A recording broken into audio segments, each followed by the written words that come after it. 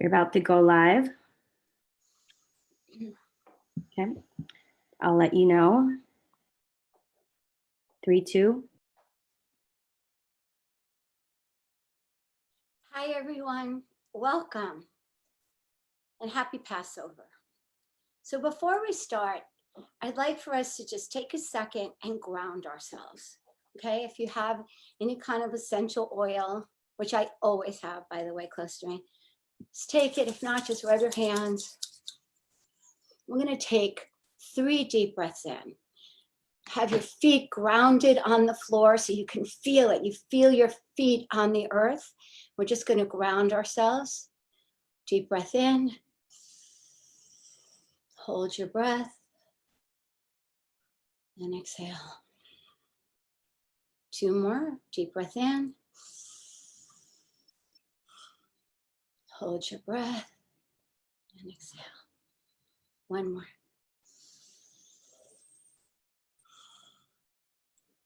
And exhale. I'm so happy to be here with all of you today. Today is our first day. We're in my home office and we're launching conversations with my people.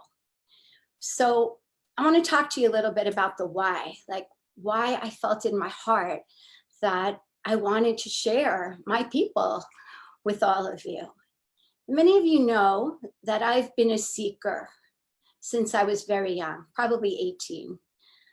And I was always seeking for the truth, seeking for knowledge, seeking to understand how our energy and our spirit and our souls were all connected to this world, to each other.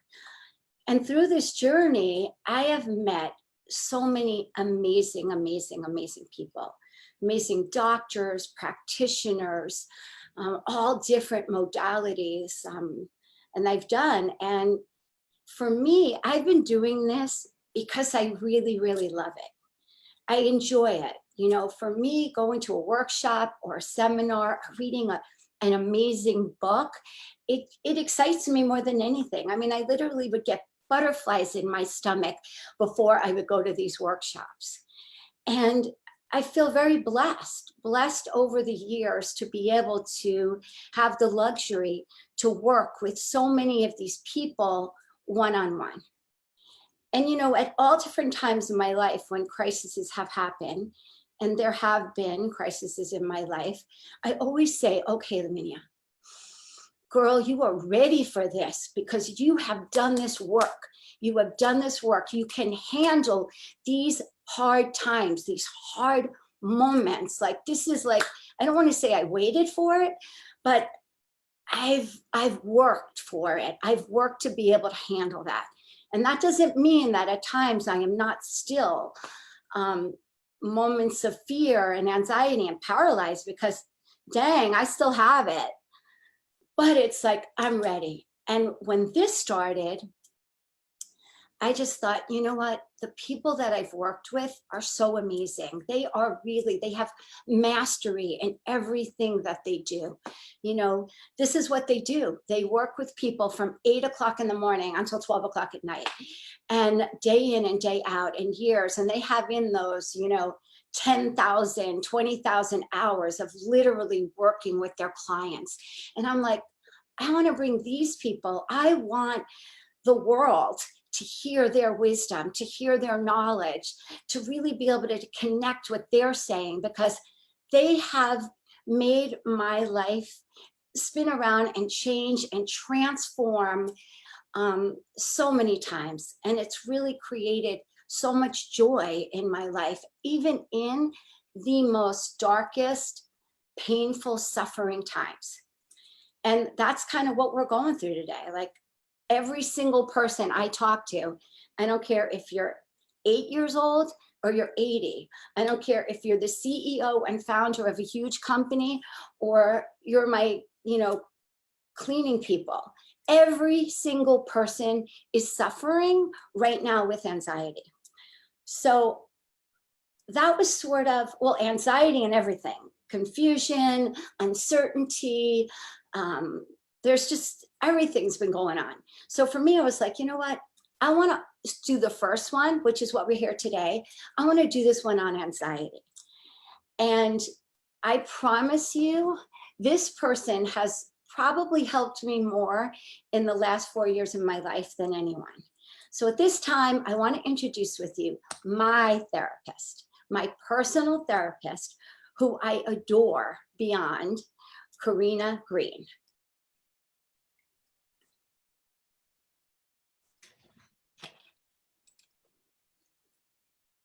Hi, Karina. Hi, Lavinia. So I want to just tell them another thing about you. One of the reasons why I also adore this woman is,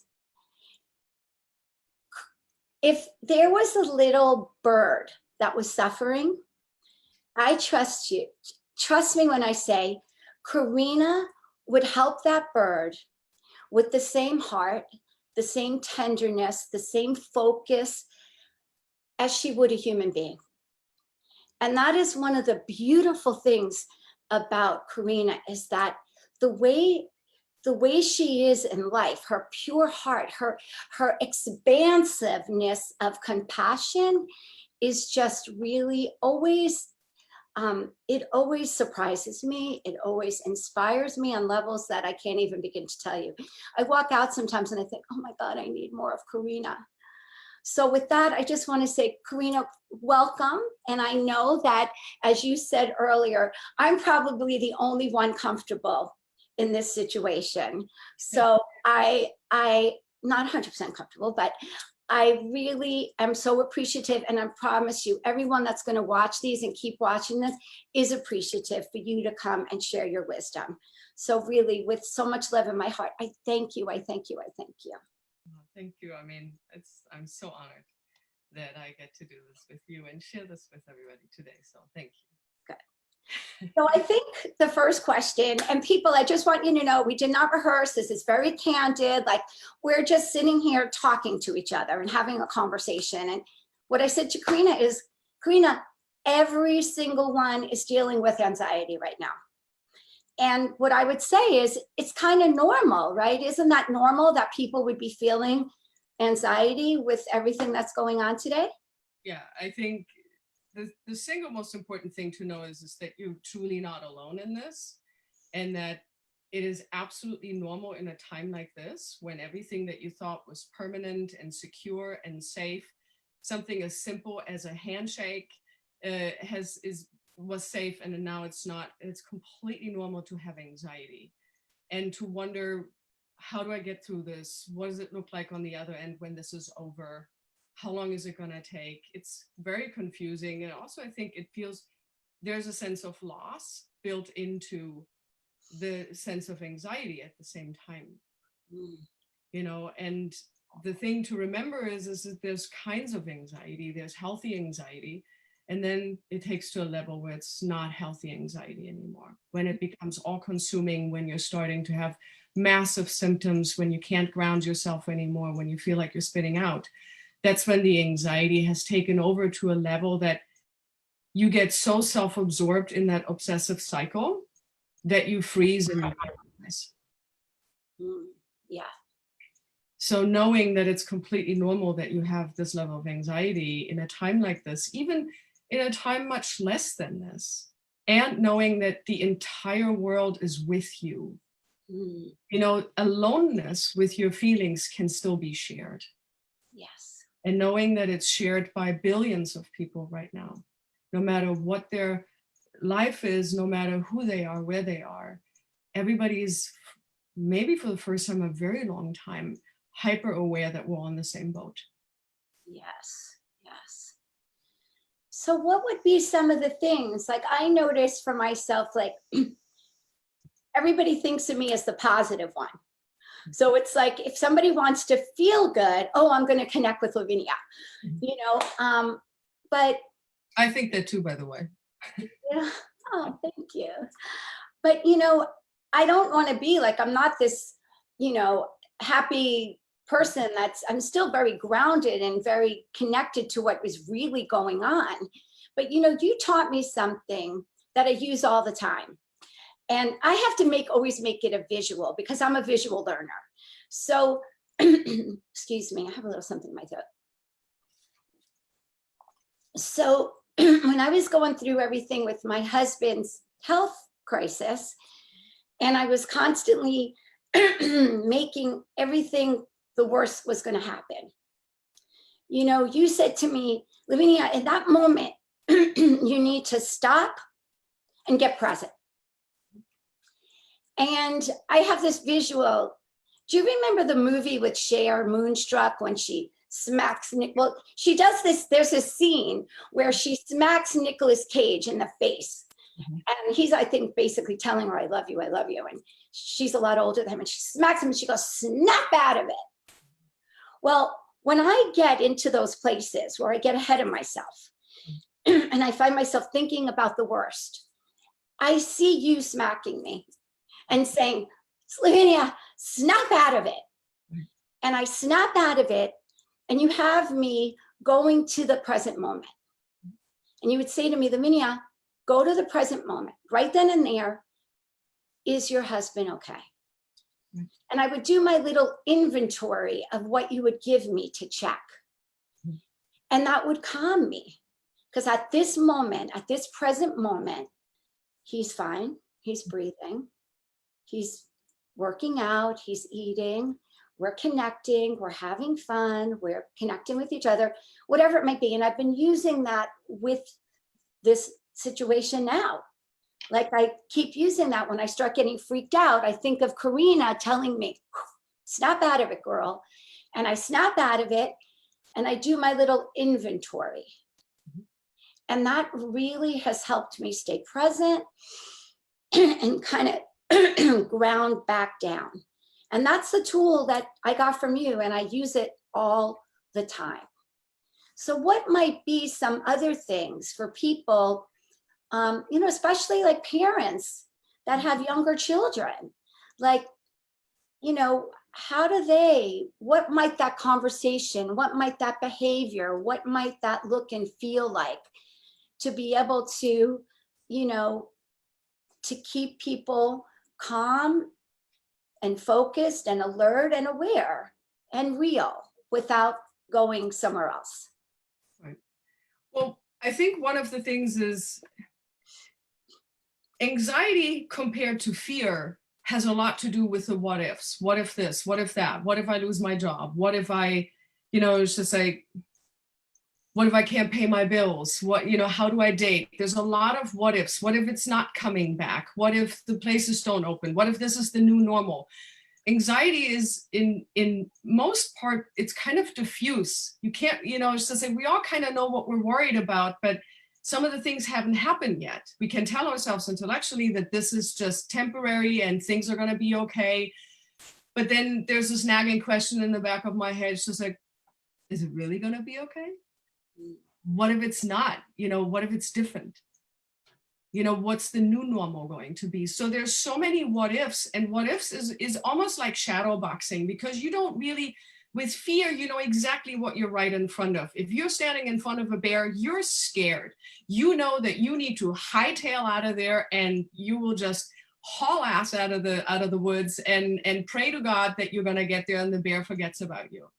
But anxiety doesn't have something so concrete to hook into, and so it's more diffuse, and people have a hard time grounding themselves because there are no answers. And that's why when I tell you get present, it's just like you can't control a what if. You can control only what's happening right here in front of you, and sometimes the only thing you can control is your breath.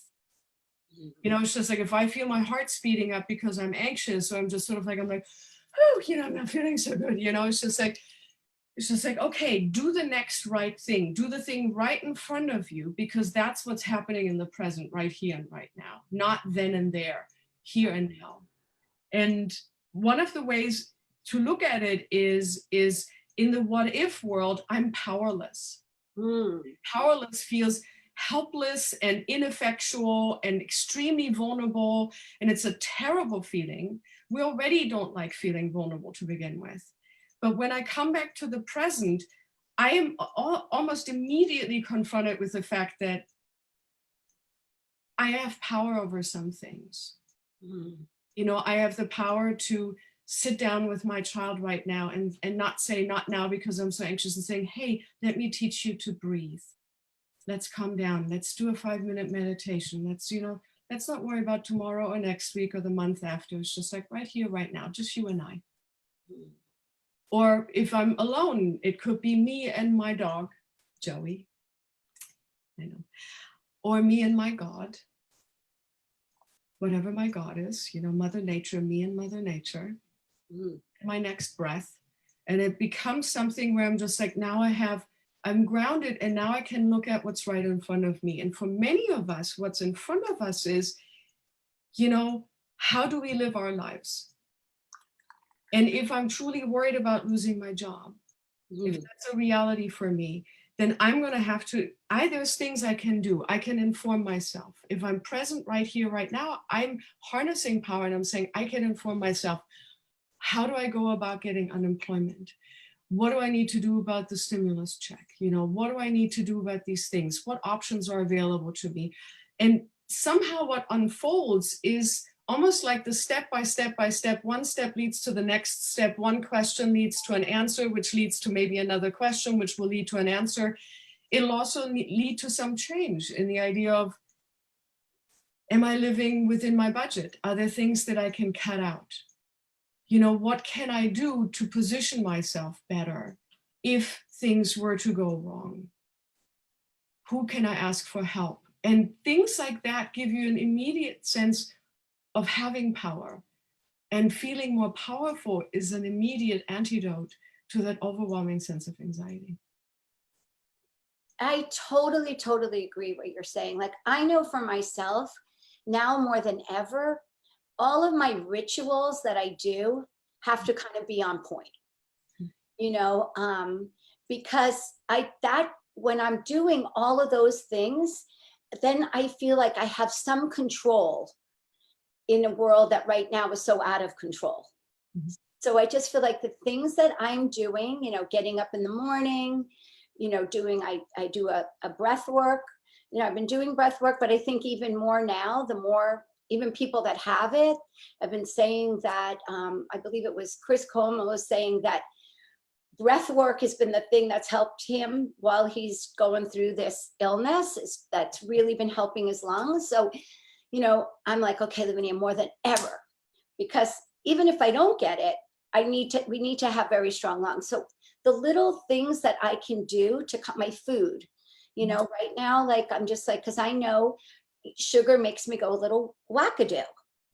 So I can't be any more wackadoo right now. Like, so I have to make sure that my food is clean, my sleep hygiene is good. I admit I love Ozark. I'm definitely watching too much Ozark, but I have to say to my husband, you know what? I said to him last night, no more Ozark before we go to bed. Right. Well, let's sneak in and watch Ozark at 4:00 in the afternoon. But my sleep is not good when I watch that. So, possibly in normal times, I could handle that, but I can't handle that right now. So I think, like, for me, it's being in touch with who I am and knowing even what my triggers are. Sure. Which you've really have taught me so much about, Lavinia's triggers, and to make sure that I'm aware of them. And I'm saying at times like this, I have to be aware of them even more so and try to avoid them.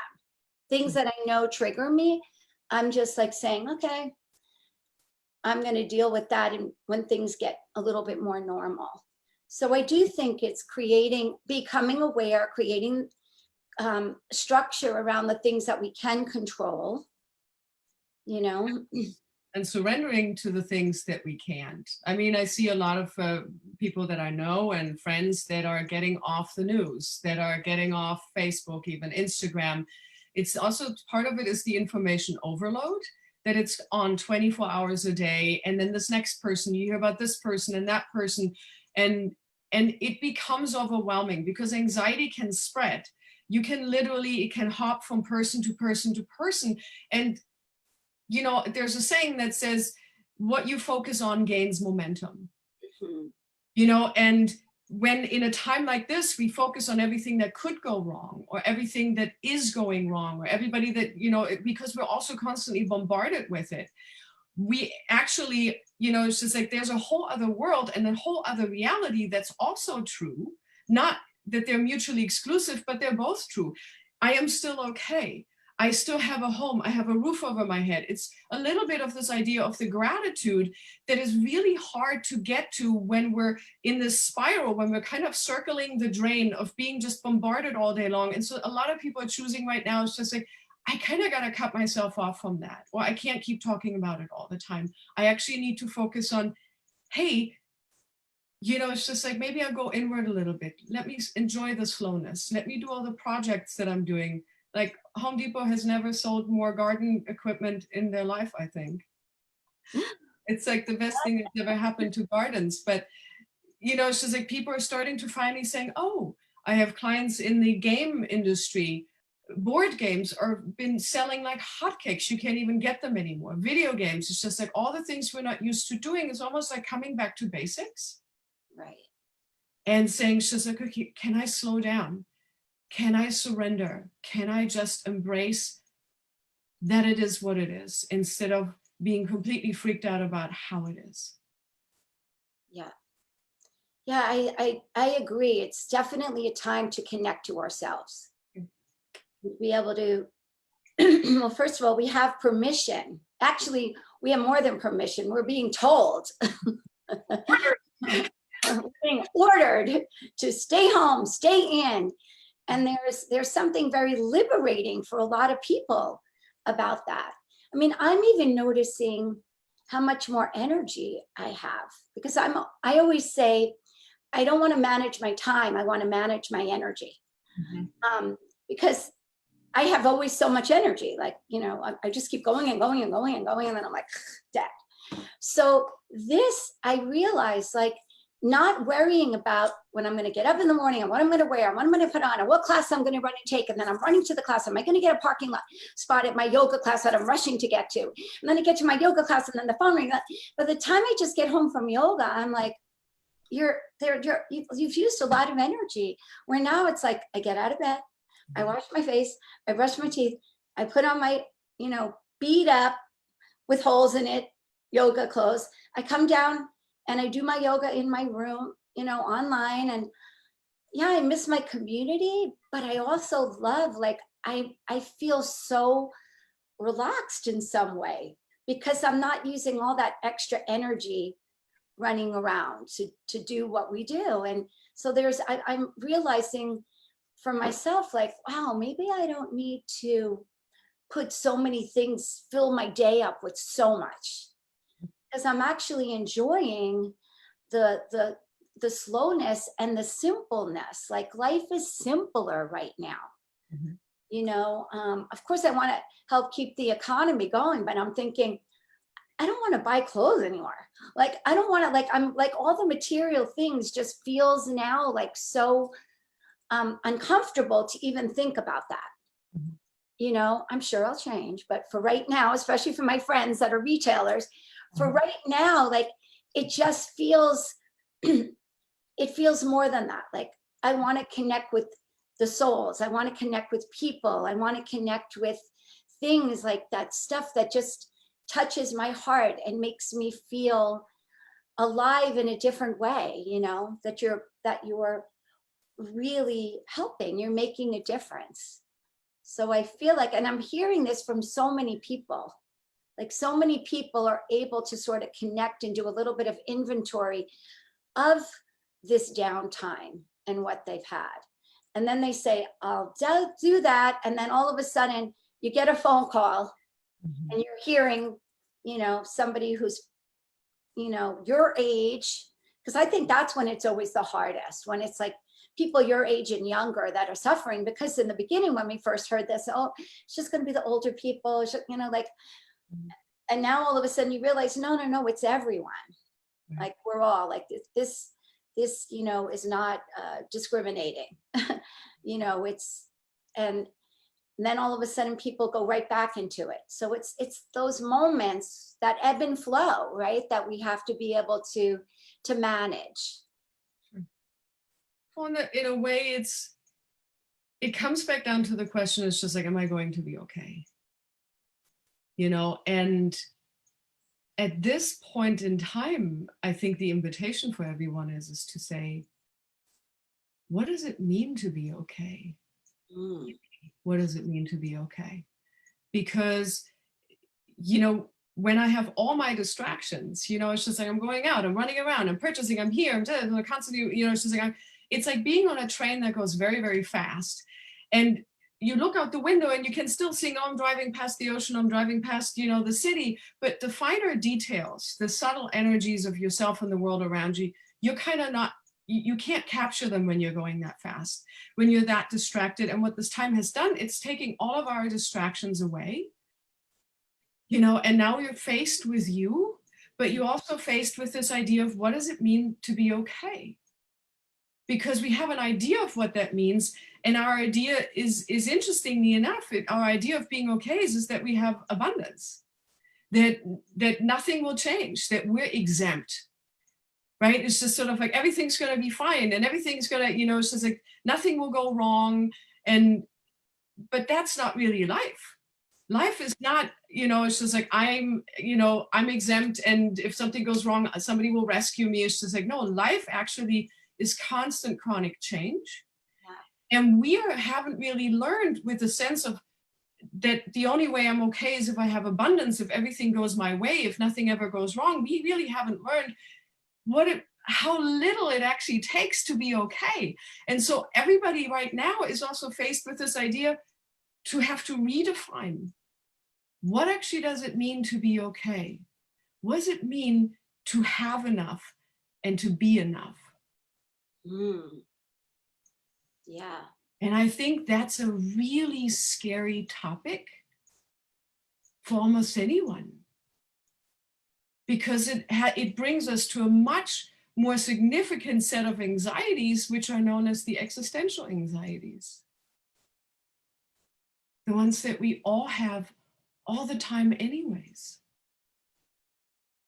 Wow.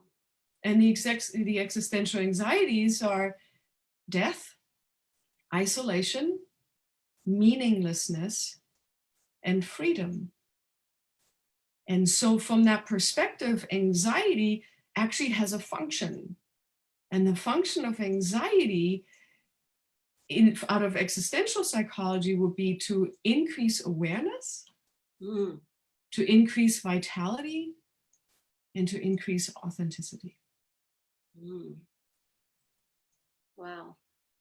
And so besides it being something really, really uncomfortable, if you can lower your anxiety through your practices, your daily practices, through slowing down, through connecting in a different way, if you can lower your anxiety, then you can actually see how you can use your anxiety, to change your life, to change your inner life. And then from inward out, it's just like actually saying, just like, some of the ways I've been doing my life actually are not good for me. They don't bring me closer to what I want. I don't live my life to my full potential. Or I've been procrastinating on the things that I say that are really important to me. And so it really gives you that opportunity to, once your anxiety is manageable, to then use it and saying, okay, now I can use it to propel me and motivate me to actually do something about the things that I kind of knew weren't quite right, or I wasn't quite there yet, but I was so distracted that in the whirlwind of my life, it always somehow ended up on the bottom of my list. Wow. I've recently did a similar exercise with you. Yes, you did. And not really around anxiety, but around me, around like, what makes me happy? What do I want? Sure. And it was really about, and it had to be just me. It couldn't have my husband involved in it, couldn't have my son involved in it. And I just remember how painful that was, because I'm the kind of person, it's like, oh, I'll be really happy if my husband's really healthy and life is amazing. I'm going to have him for the next 30 years. Then I'll be really happy. And I'll be really happy if my son, da, da, da, da, and he launches a da, da, da, like I'm really happy if, da, da, like, I was really having a hard time connecting with me, like Lavinia, without the other people that I love so dearly around me. And that was a hard exercise to do. And, you know, when you say that for the exercise to really connect to what really makes you happy, I would say to people when they're doing it, and don't let it be around career or money when you're doing that exercise, because so often people put that energy there. The same way I put the energy and my happiness had to do with my husband or my son or my family. I see younger people doing that exercise with what makes me happy. It has something to do with career and money. Or a boyfriend or a girlfriend, or, Yes. you know, it's just like, Acquiring something, having the car, something in that material outside world. And I would just add on to what you're saying is like to go a little bit deeper, you know, swim in deeper water when you're doing that exercise, because it isn't about our outside identity at that time. You know, we spend a lot of time and a lot of energy on that as human beings, you know, like, you know, we're all looking at our phones to see how many followers we have and how many people like what we came and how many people came onto this. And like everything is always so outside of us. And this kind of stuff that you're talking about to really conquer and get in touch with, that is, it's none of that outside world. Mhm. It's all inside. It's taking that time to really connect to something that we very often don't connect to. I had a conversation this morning with my cousin, and I love talking to her. First of all, she makes me laugh.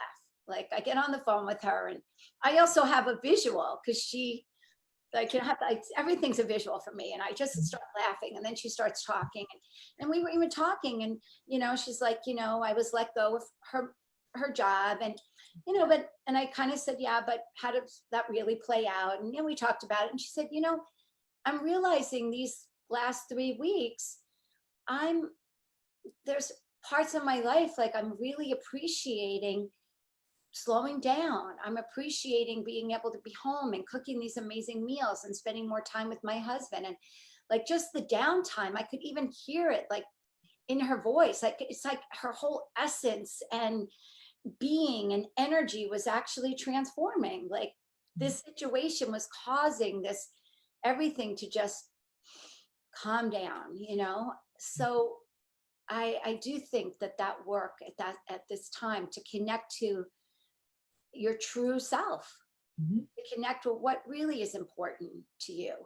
Like what are the couple things? Because you know, I always say whenever I do anything, I want people to have these like little takeaways so that they can actually take something with them and do an exercise. Like how would they do this exercise in a way that they could really get something out of it? Like what does it look like? What does it feel like? How do they do it? Because not everybody's been in therapy, not everybody's worked on themselves. So how would like a beginner start that journey?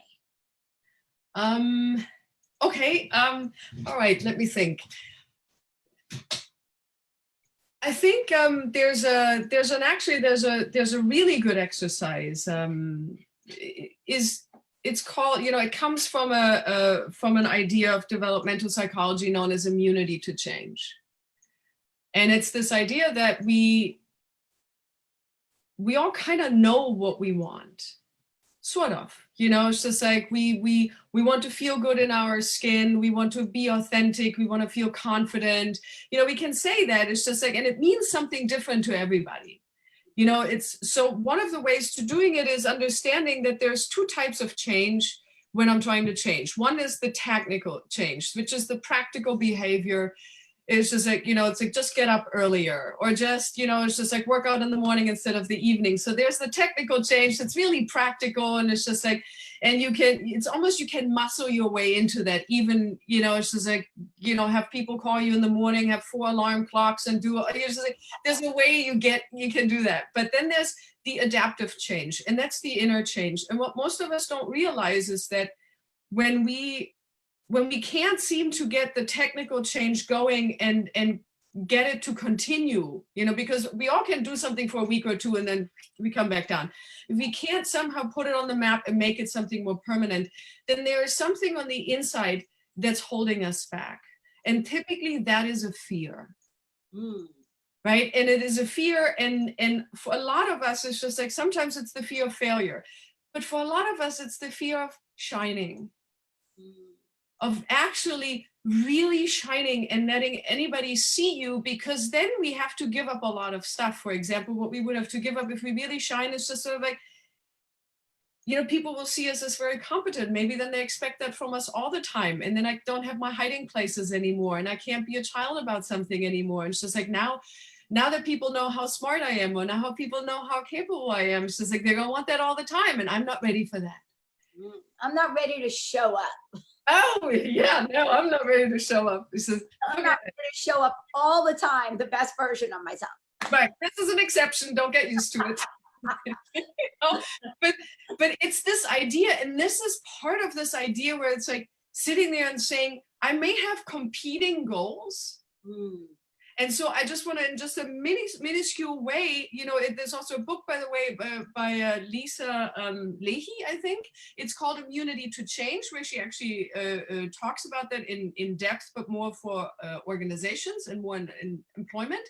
But it's the idea that I make 3 columns. And the first columns is the goals that I really sit down and think about. What do I want? What are my goals? Something I really want to accomplish, something that I think is truly going to fulfill me. It's not going to give me momentary pleasure. It's going to be fulfilling. It's sustaining to me. Something that I think, that is part of who I truly am. That is authentically something that I wish for the rest of my life, for myself, not for others, for myself. First column, do 2 or 3 things, find 2 or 3 things, but be really mindful and sit down and get them together. And the second column is write down for each one of those goals as many things that you can think of that you're doing that are working against you achieving that goal. Right? There's lots of things. It's just like, if I say I want to, it's just like, I want to make the big decisions and the broad strokes. And then I find that one of the behaviors I'm doing is I'm micromanaging everybody. I will never be able to do the big strokes. Right. So, but there you will find a lot of little behaviors that actually go directly against you, even coming close. And the behaviors are, for example, those are the technical changes, right? You're already doing a lot of things, just technically, behaviorally, that doesn't work. So that's column number 2. Column number 3 is the idea of what are these behaviors in the second column, the stuff that works against me actually achieving my goals. What are they protecting, right? What am I afraid of? Am I afraid, it's just like, what if I get that big job and I can't cut it, right? I can't hack it somehow. I don't have what it takes. I thought I had it. And then that dream is down the toilet. If I never attempt it, I never have to face whether or not I could actually have my dream or not. So but I get to stay in the shadows. It's kind of safe in the shadows. And so there may be, what fears do I have around actually achieving the goals? What may I have to give up? What's the price I may have to pay? What's the cost to myself? And in many, many ways, we're going to find that we're coming right back here. It's just like the cost to ourselves often is our vulnerability. We're going to have to show up. We're going to have to be seen. We can't hide anymore. We have to be responsible for ourselves. That's the responsibility assumption. I am the maker, the author, the creator of my life. And for as long as I don't really wholeheartedly go after my goals, I don't have to be that. I can say, well, it didn't happen because, then I got pregnant, and then, it didn't happen because of this. And it's just like, well, nobody had the money. And it's just sort of like, no, that's not true. Sometimes there's a part of it that's true, but it's only a portion. That is only partial truth. And the rest of the truth is the third column is as scary, if not more scary, than the first column would be to achieve, right? It's just like, so those two are in direct opposition, and the middle column is really how I make sure I never get there so I can protect this.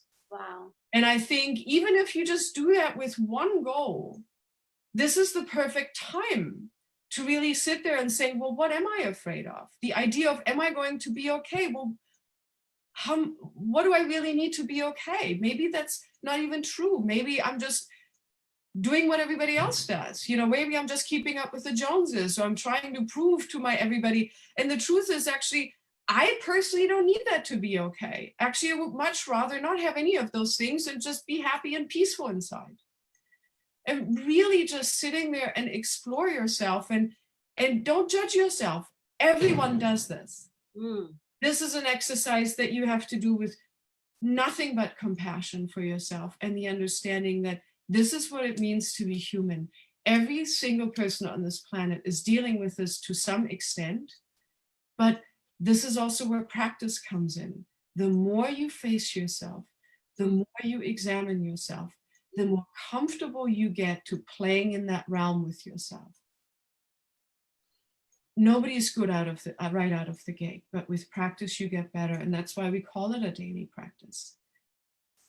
And these are is one of the great things I think that you can do for that inner examination, but then also all the other things that you can do right now to just center yourself, get present, be right here, right now, today. You can handle anything today.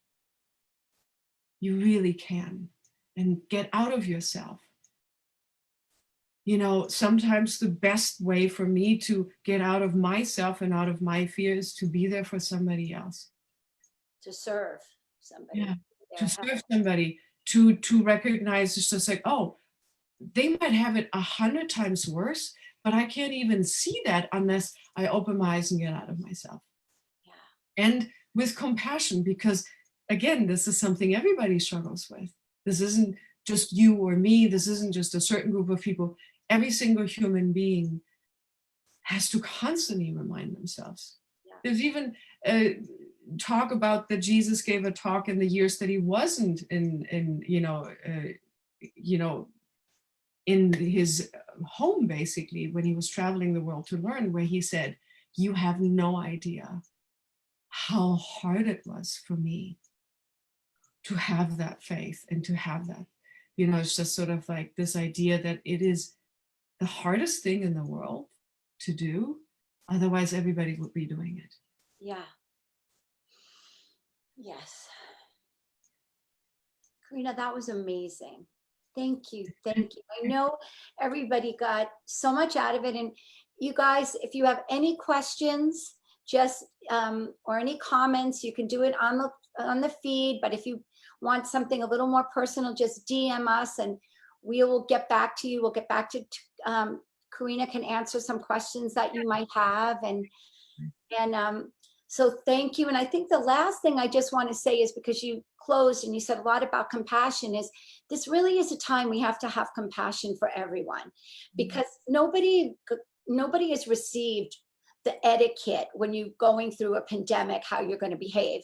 And people really are acting a little crazy. They're responding in reactionary ways, and everybody's handling it different. And I believe that, like, we have to stop judging and stop being self-righteous about the way some people are quarantining and some people aren't. Like, we just have to share with them, this is how we're doing it. But we can't be judging everyone. There's a lot of judgment right now that's going on. And what I'm going to say is that doesn't elevate. That doesn't rise us up. That doesn't create good energy around us. Trust me, we are doing a very thorough quarantine because my husband's health and his 90-year-old mother's here. So we're like dotting every I and crossing every T. And, the first week I was like, going like this, so crazy about how this is going to look. And of course, my husband is amazing and came in with a plan, and now we have this plan. But everyone isn't quarantining like us, and there are some people that are going out walking, and there are some people that are doing this. It's like, we're all doing our best. Like, we are just all doing our best, and we have to have compassion for each other. We just have to have compassion at this time. So with that, again, we're going to be here every Wednesdays at 12:30 and every Saturday. So tune in. It's also going to be living on some websites. And again, thank you so much, Karina. Thank you. Thank you. So appreciative. Have a great week. All right. All right. Thank you.